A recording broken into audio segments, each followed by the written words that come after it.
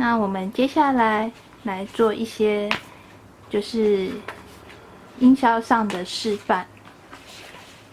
我以白雪公主来示范好了，因为这是萱萱最近很爱的一本书。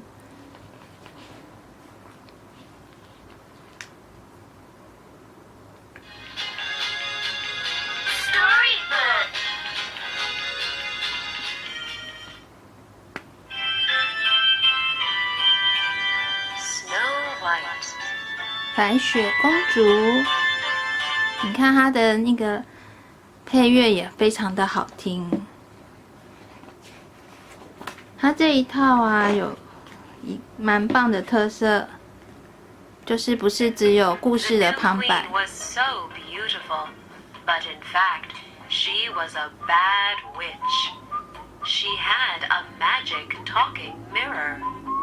Mirror, mirror on the wall, who is the most beautiful in the whole world? You are the most beautiful. She was very happy with the answer.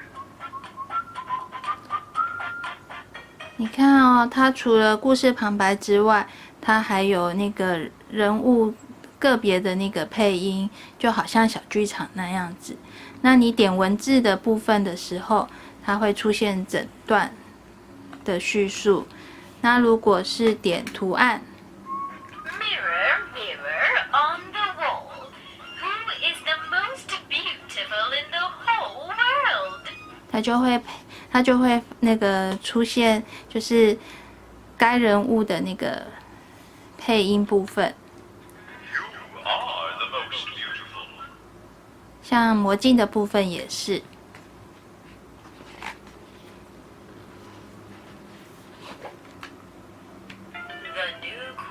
Got angry, so she asked a hunter to kill Snow White.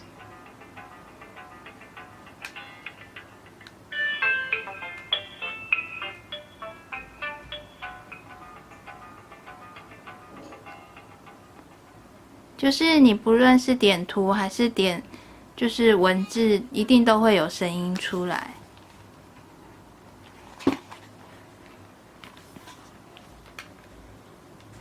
Princess, run far away. The queen wants to kill you. 看，像我点猎人的时候啊，就会出现猎人告诉白雪公主，你快逃走，皇后她想要杀你。然后这一段对话。